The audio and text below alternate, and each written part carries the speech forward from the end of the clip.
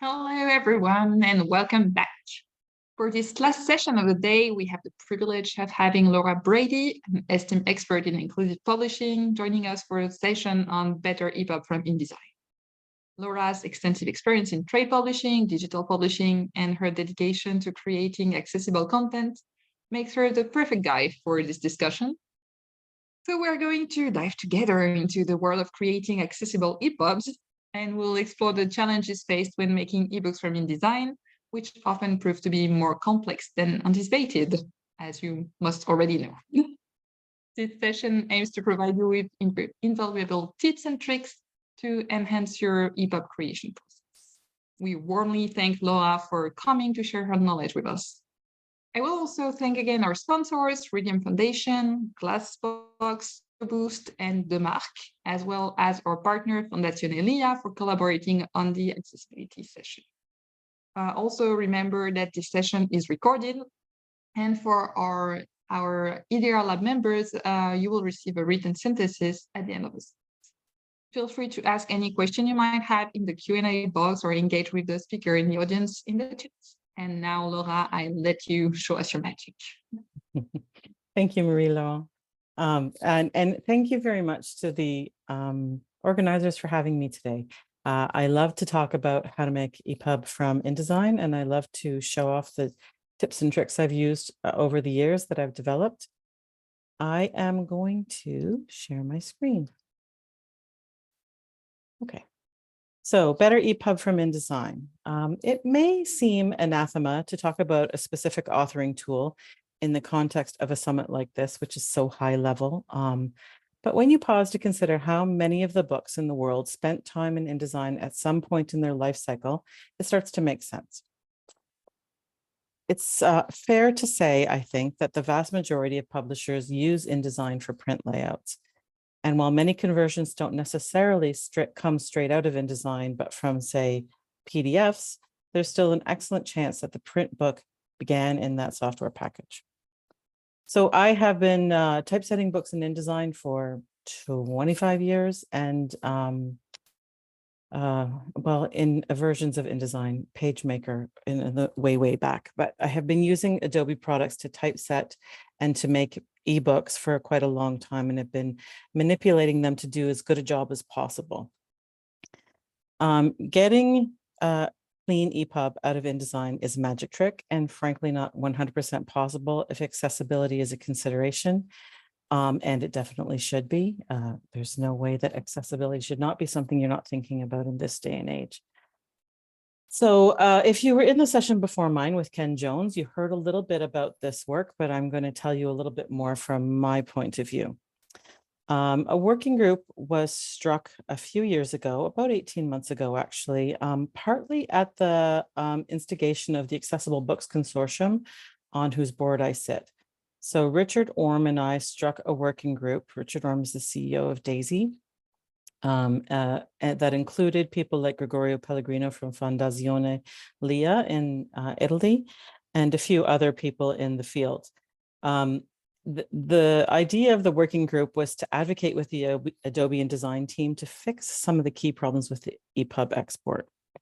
Up until about 2014, the engineering team was very interested in engaging with professionals in the field who were using it for EPUB creation. And then a critical person moved to a different team, and a lot of the work got moved overseas, and they stopped engaging with EPUB.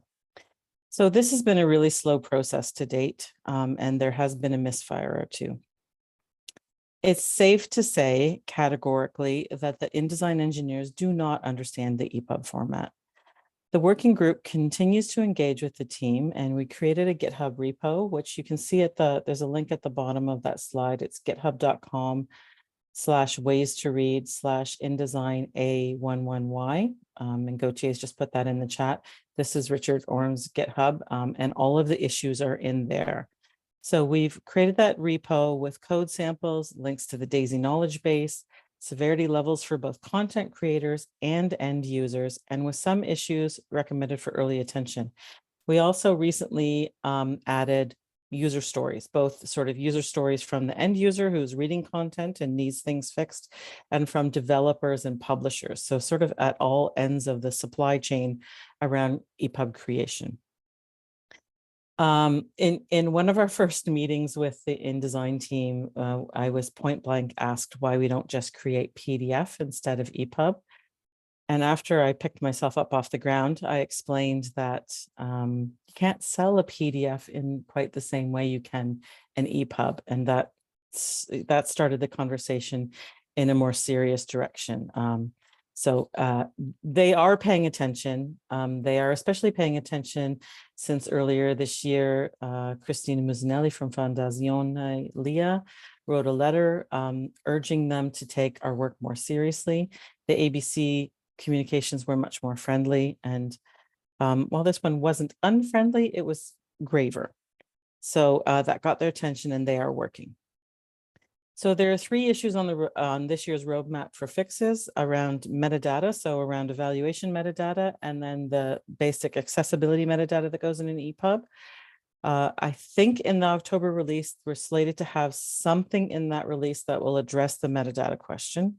Fingers crossed. And then the other issue that's on this year's roadmap is the ability to mark images as decorative, so that they will come out with a role equals presentation in empty alt text. So that's what's on the roadmap for this year.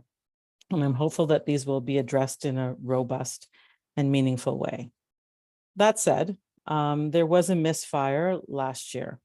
The issue around the language declaration that was quote unquote fixed in the October 2022 release was a train wreck. The issue that they were trying to address is this: the language tag, when you get HTML out of InDesign, the language tag is on the body. So in the screenshot on the slide, it's on line 8, it's on the body tag, and it should be up on line 3 on the root HTML element. We suggested this one for early fix because it felt like something that would be relatively easy to fix. And it feels like an easy enough fix to us non-Adobe engineer types.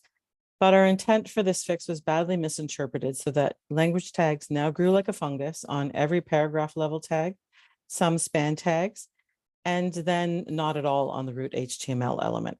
So the fix created bad EPUB out of the box that failed validation, because as you can see, the red arrows point at some empty language tags, which will result in a validation error. I think the empty language tags thing has been fixed, that was a bug, but the other things have not been addressed. So there's still language tags on every paragraph level, so every P tag in the HTML, and the language declaration is still not on the root HTML element. So a deep sigh, I think. I'm hopeful, but I'm also skeptical.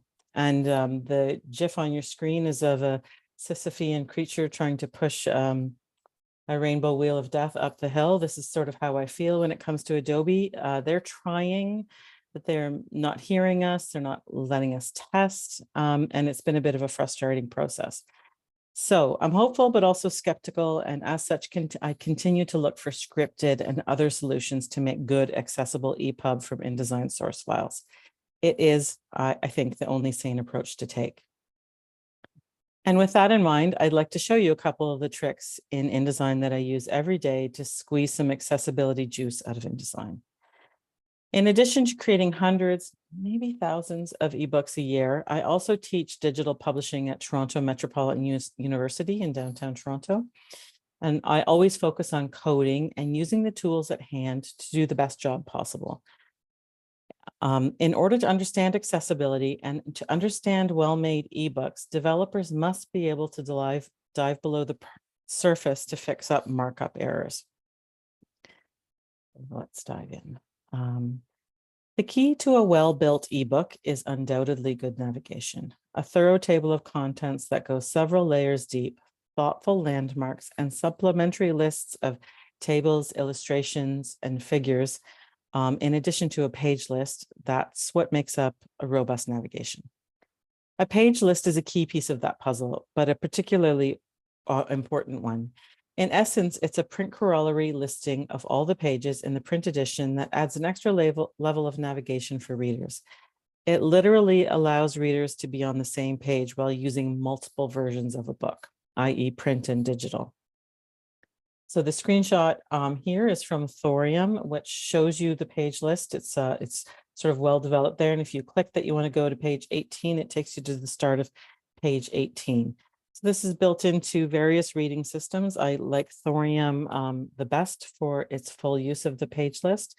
Not everyone is making use of it, but I still create books with page lists in a hopeful way. Okay, so different reading systems use this information in unique ways. So let's talk about how to make a page list. It is possible from InDesign. You just need to add a little bit extra, and that is a script that I have. So there's a link on the screen to my blog where I blog about building a page list. And at that blog post, there are free downloads. So you can go and get the script there. And there's a thorough walkthrough of how to do it and how I'm currently doing it. I use a combination of Oxygen and Sigil in order to build the page list. And that's all spelled out right there on the blog. I'm going to go through it a little bit right now. So after placing the script in the InDesign scripts folder, a user would then double click the pagestaker.jsx, a script from the scripts palette. A progress bar might appear, but it's usually quite fast.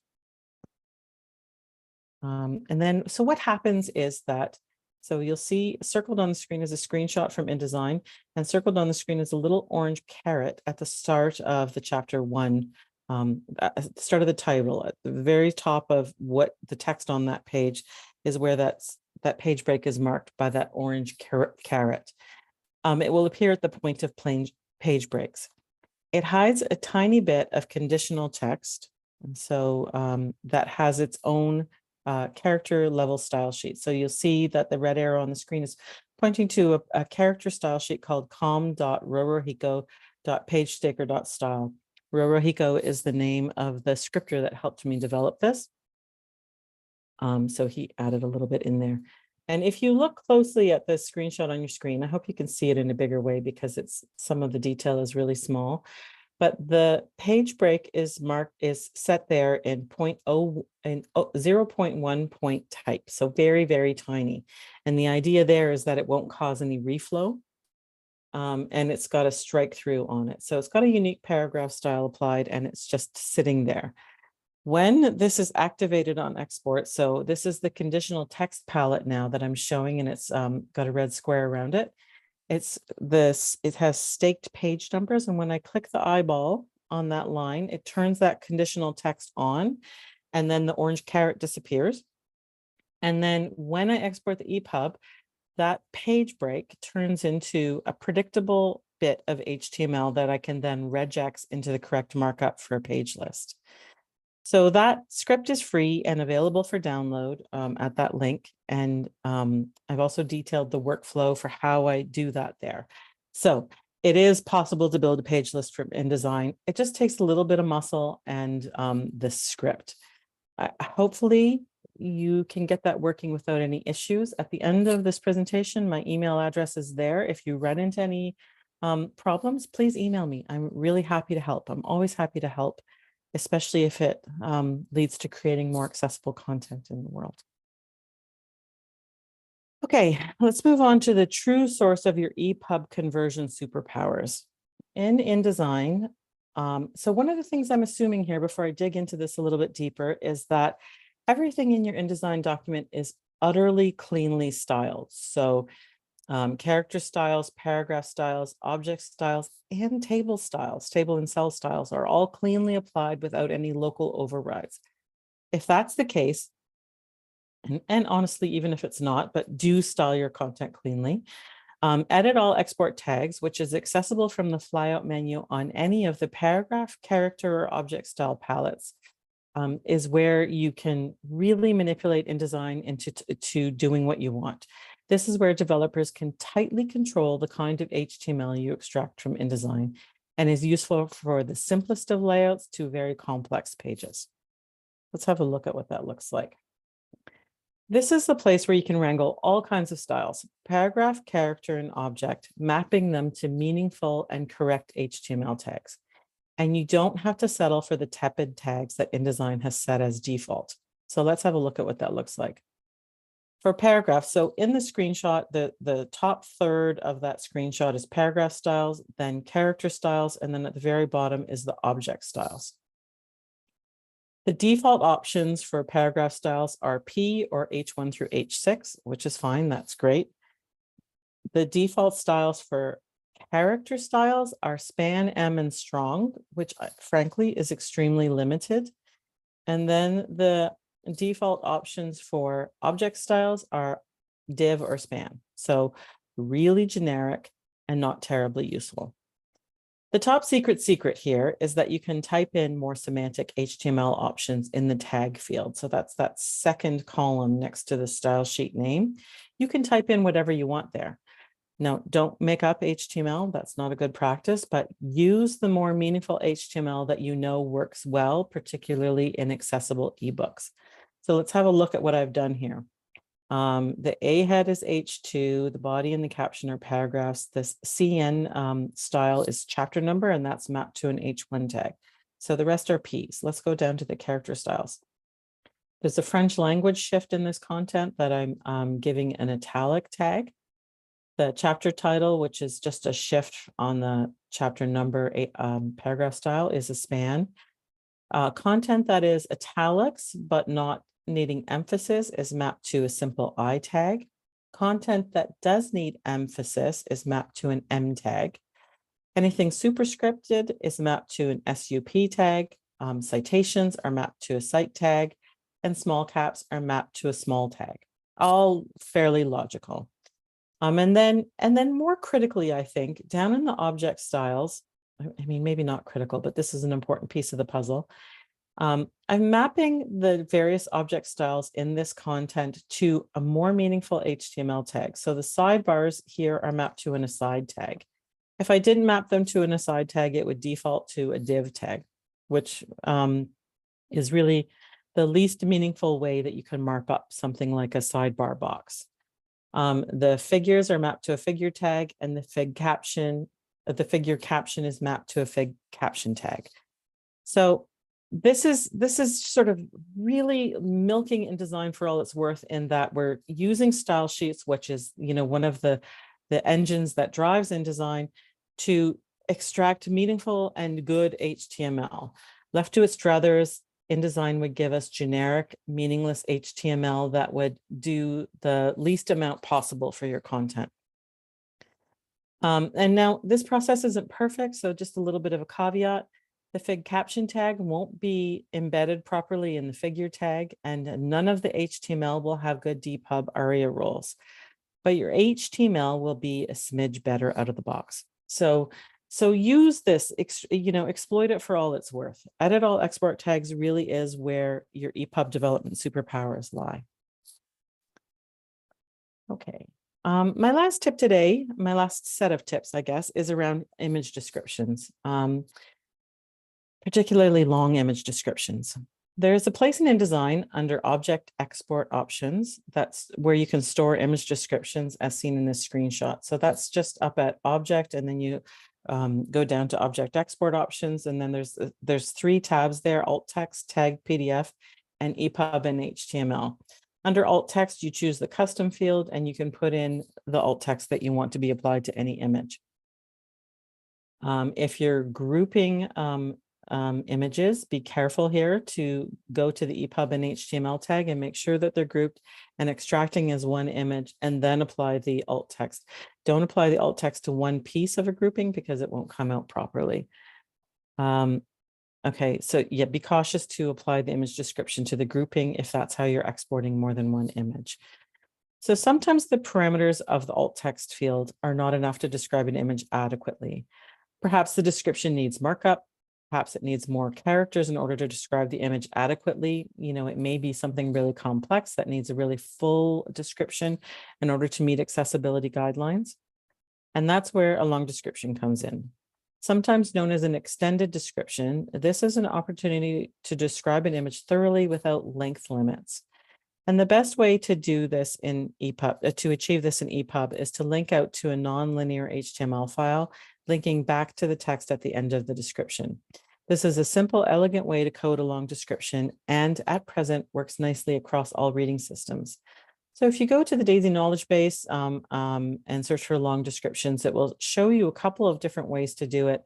Some of them, a lot of people use the details function, which works nicely in most reading systems, but not all. This method of doing long descriptions works everywhere. And it's just a really simple in a way on its face. It's not heavy coding or heavy, it's not onerous for the reading system to do this. It's just a hyperlink. Creating a long description from InDesign is not obvious. There's no obvious way to do that. So I'm going to show you how I do it. It's not exactly straightforward, but by manipulating cross references, which is an existing InDesign feature, we can get it done. And here are the steps to accomplish it. Make sure that both the long description has a unique paragraph style, as does the item you want to link it back to. So here in this screenshot, I'm showing the long description. It has a title called that reads long description for book plate 1, and it has its own paragraph style called back matter. So the thing I'm linking it back to already has a relatively unique style called caption. So that's the first step, is to make sure that those things have something, that they both have unique styles, so that you have something to hook the cross-reference on, so to speak. So, and then the way to do that is this: you create the cross references by placing your cursor where you want the link out to the long description to go. So you just place your cursor there. You're not copying any content. You're just putting your cursor there, because it will insert the text that gets hyperlinked. And then you navigate to type, hyperlinks, and cross references, and insert cross references.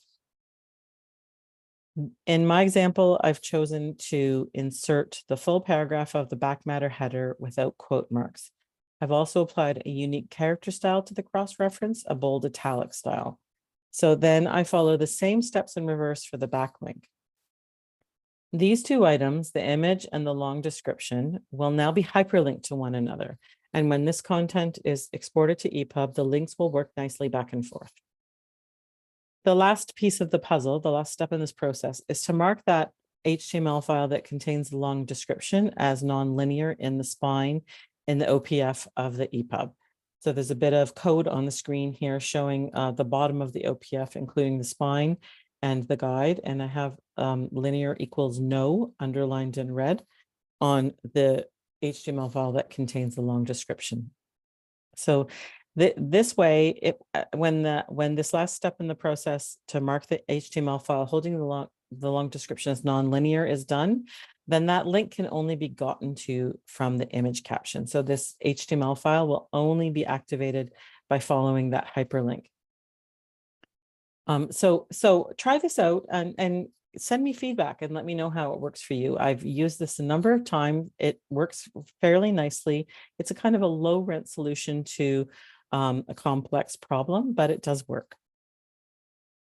So in the description of this talk, I promised that I would talk about what needed to be done to an InDesign exported EPUB to clean it up and get it ready for distribution. I have about 5 minutes left to talk before we head to questions, and I'm going to try to go through some of this list. So this is the full list on your screen. Out of the box, the InDesign EPUB is not ready as is. Maybe at some point in the future, when the InDesign team has worked through our 33 issues on that GitHub, it will be a bit better, but at present, there's a number of things that must be fixed in order to meet accessibility standards. It may look okay, but it's not okay under the hood, so do be mindful of that. No matter how cleanly styled an InDesign document is, there will always be overrides that you don't expect in your HTML. And these can be globally eradicated with a regex search, something like ID para override -D. The /D is a wildcard that searches for any digit and then get rid of it. That sort of thing. It's quite easy to clean up those overrides. It's extremely annoying that they're there, but they should be cleaned up. They're going to be on all kinds of styles. So paragraph, character, object, etc. There will be overrides in your content. I wish there weren't, but there is. Also, the InDesign generated CSS is a dumpster fire. If you aren't using bespoke CSS, then edit that CSS dramatically down.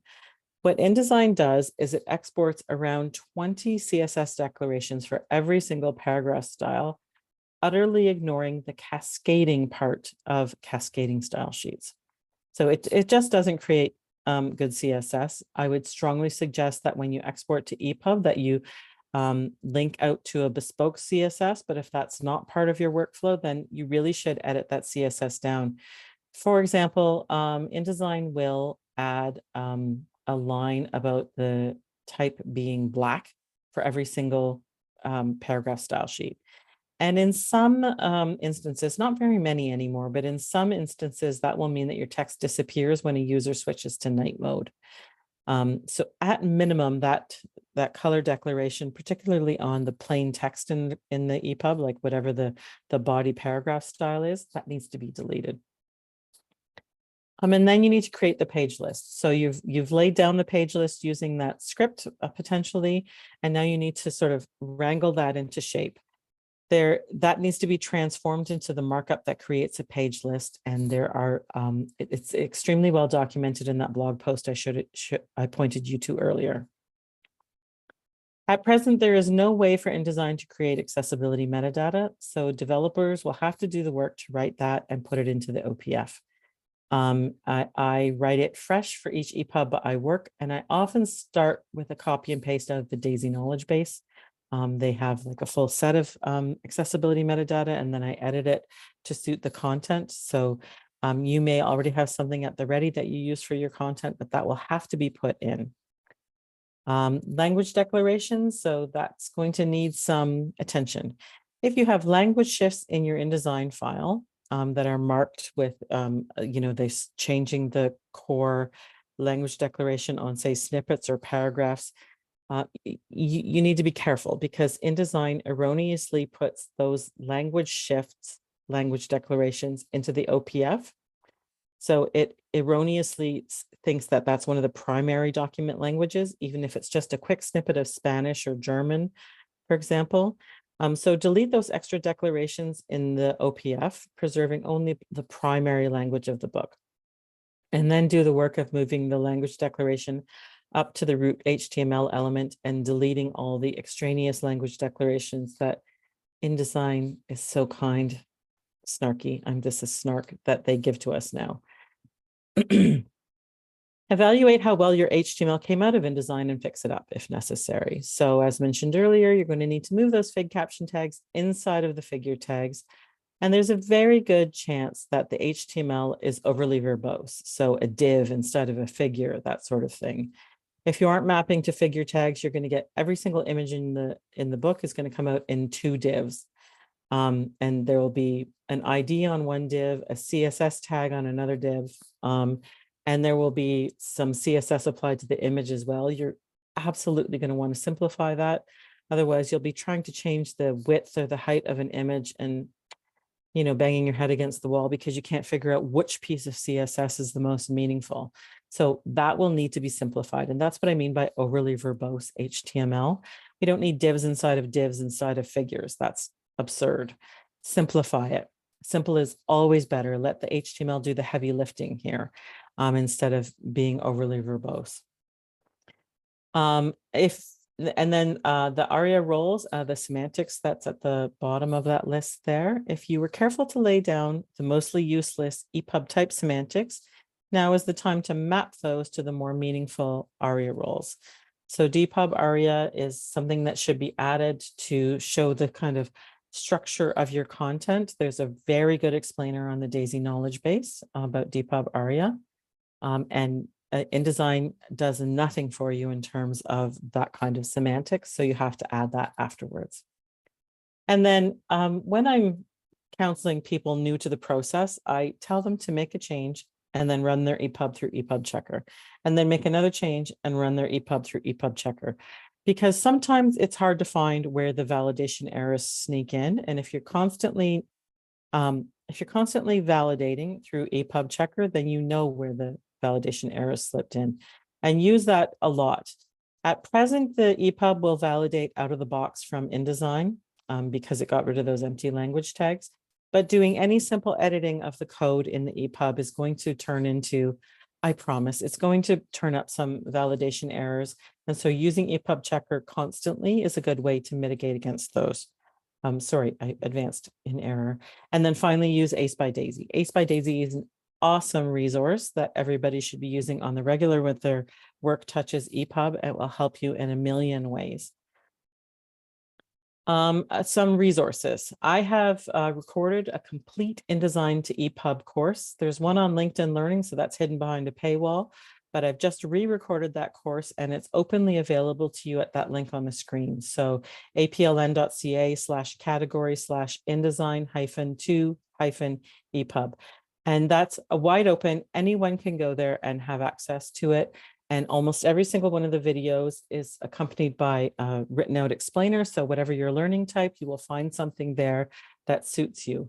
All of the videos are also on YouTube, on my YouTube channel, which you can access without going to APLN. I would also like to give a quick plug to apln.ca, which is a great resource. It's APLN stands for Accessible Publishing Learning Network. There's a lot of explainers there about accessibility issues. Everything from trying to get buy-in from your company to how EPUB accessibility checklists to thinking about WCAG in the context of a website. Explore apln.ca, and I'm happy to hear any feedback you may have about that. And then the other link on the screen is feedback to the InDesign team. So that link goes direct to something that they call user voice. And this is where you can request features, report bugs, and ask for changes. It would be really wonderful if everyone attending today went to that link and wrote something about how they wish the InDesign team was paying attention to EPUB. That would be just fantastic, actually. That would help us a lot, and it would go some way to moving the InDesign team forward and getting them to stop focusing on PDF. Sorry, PDF people. Okay, and that's it for me. Thank you very much for having me. There's my email as promised, laura@bradytypesetting.com. I'm also active on Twitter, maybe a little too active, but whatever, don't be judgy. At Laura B7, I'm there and I'm really happy to help whenever I can. So if you have questions, even if they feel simple, I'm really more than happy to try to help. Bring complex questions on too. If I don't know the answer, I know how to find the answer. So mostly. Hopefully, fingers crossed. Don't test me. Okay, I'm happy to take any questions you might have now, if there are questions.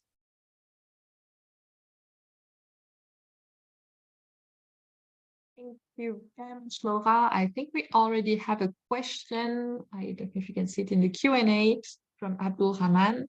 After running the page list script in InDesign, if we export the content in RTF file, can we get any keywords like page 1, 2, etc. in RTF to find and replace?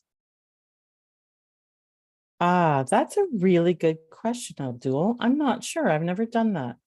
So I'm going to have to test with that. What an interesting question. I'm not sure. I'm so sorry. I've not ever gone back to RTF from InDesign with the page staker script run, so I'm not sure. I expect so. If you turn that conditional text on, then that text is there. So I expect so, but I would need to test. I'm sorry, I don't know the answer to that. Yeah, good question. So, for that. Does anyone have any other question? Feel free to send them in the Q&A, which you can find at the bottom of your screen. Q&A toolbox. You can type your question. I've explained everything so thoroughly, there's no questions, right? No more mystery on InDesign.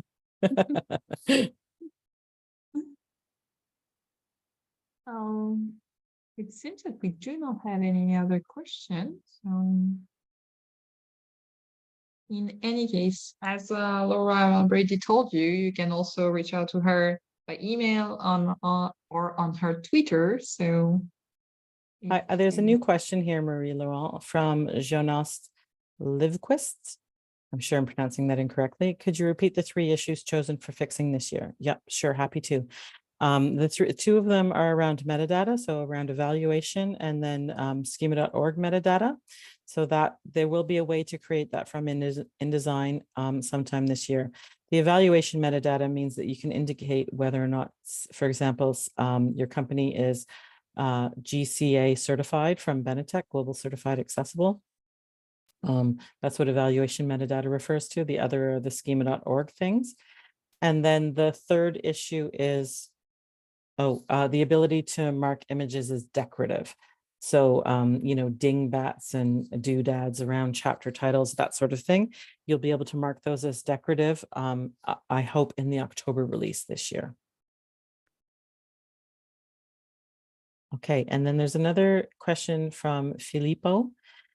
Sometimes ebooks must be updated to new versions based on new editions of print books. So new chapters are added and so on. How can we update easily and fast the page list without exporting and reworking the whole book? Oh, that's a great question. And I think that what I would advise here is that if there's new chapters added, hopefully they're at the back of the book, and then you can just work on that new chapter and add it into the HTML of the already created EPUB. Anytime you have to go back to InDesign means that you have to go through that list of things that have to be fixed up post EPUB export from InDesign. So it's actually really hard to go backwards. I would suggest that it's worth keeping an archive of the InDesign file that you've already done all the work on, and then use the reworked print, the reworked print edition of the InDesign file, and adding in the pages that need to be added. You know, it's tricky. There's problems with all kinds of workflows around updating editions. I'm afraid. I think that there's no easy answer to that question, I'm afraid. But if you keep a good archive, that may be something, with the caveat that going back to InDesign means you have to jump through all those hoops again, unfortunately. Ferdinand says, I tried PageStaker. It works on iMac, but not on my Mac Studio. Do I know about this? And I do not, I'm afraid. That it should work everywhere. It's just a simple bit of JavaScript, but maybe you could drop me an email, Ferdinand, and I could look into that and get the script updated. There's a chance that it needs to be updated. So can I, and then Lindsay asks if I can go back to the long description slide. I'm going to add it to InDesign.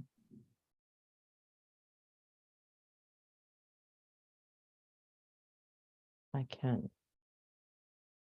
Here it is. I'm not sure how helpful that is, Lindsay. I'm sorry, but it's there.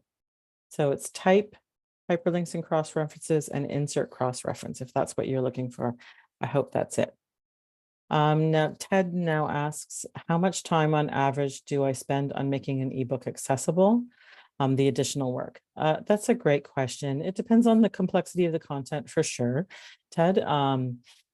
You know, a simple novel, I would say that's going to take me an hour or two. Now I'm faster than the average bear because I've been doing this a long time, but that's what I would, if somebody was working for me and I asked them to shine up an ebook for accessibility standards, I would give them 3 hours or so to do it. A more complex book, I would say, is going to take a lot longer. Like if we're looking at a textbook, you know, that's a whole different ball of wax, and it may take something like a few days in order to get exactly right and to go back and forth with testing, etc., and making sure that you have everything. And this assumes things like you've already got image descriptions written and embedded in the content, that's not extra work. I try to keep the people who I work with and who work for me, I try to keep it as simple as possible whenever possible. So I keep ARIA, adding DPUB-ARIA roles to a minimum. It gets added at the chapter level, for example, and not much more. I hear conflicting things about ARIA, so I try to use it as simply as possible about the usefulness of it, etc. But I hope that goes some way to answering your question, Ted. The real answer is it depends, which is not a very useful answer, but yeah. Ken is asking, do I advocate using one long HTML export for all content rather than chunking it into sections, for example, chapters? At present, I am exporting EPUBs in one long HTML chunk, and that's for reasons of creating a page list, and that's detailed in that page list blog. Basically, I keep all of the chapters, front matter and back matter, in one HTML file, and then use Sigil to put the page breaks in once I'm done creating the page list. And this is a bit of a clunky workflow, not perfect, but I do that initially, but then I always chunk it into chapters. And the reason for that is that one whole book in one HTML file is actually extremely hard to use. There's going to be lag time because that HTML is so big. And it's hard to use in low broadband situations, and it's hard to use in some reading systems. So the shorter the HTML chunks, the more usable they are, which I hope makes sense.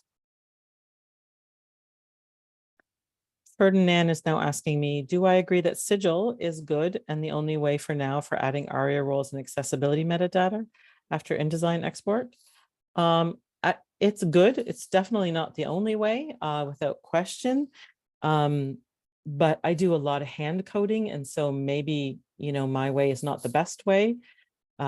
Sigil is good. I get a little bit frustrated with it sometimes. And I've used it when I teach how to make ebooks because it feels it's purpose built for EPUB editing. And so it feels a little bit more intuitive for students who are brand new to it.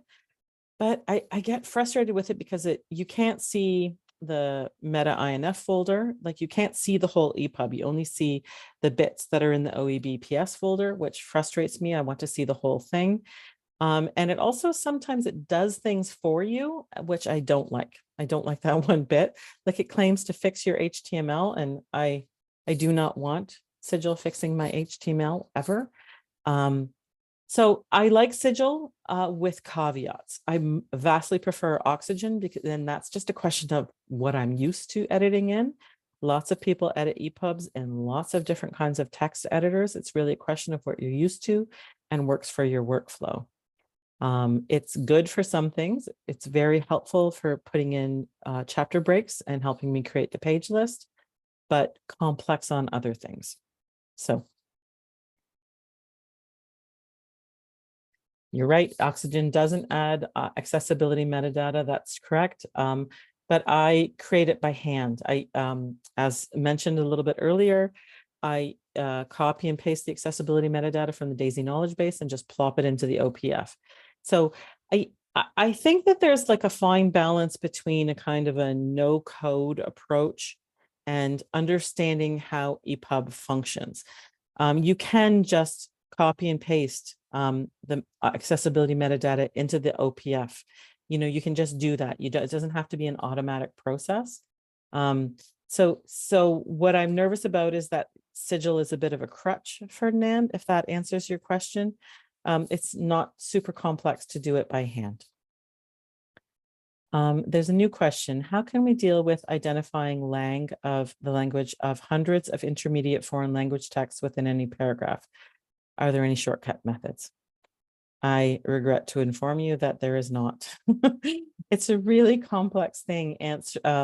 Marking up language shifts, especially when there are hundreds of them within any book, it's not easy to do.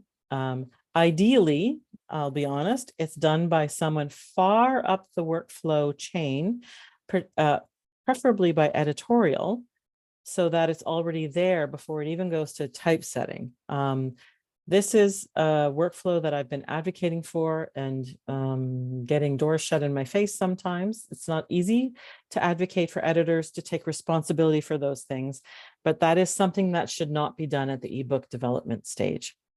I ran into a problem recently where there was a snippet of Chinese language in a novel that I was converting, and I had no idea which language it was. Is it Cantonese? Is it Mandarin? Is it something else? I don't know. I have no experience whatsoever with that. So I guessed at what language it was because I didn't have access to the editor to ask that question, or the author. This is something that should be done by someone else, which is not a really good answer to your question, which is, are there any shortcuts to just doing it quickly and easily? And there are not. I'm afraid. If there are phrases that get repeated over and over again in a content, like j'aime le chocolat, then you can search for that string and mark it as French in a global way. But I suspect, you know, that's not how language works. J'aime le chocolat is not repeated over and over again in a novel. So the quick answer is no, there are no shortcut methods. I'm sorry.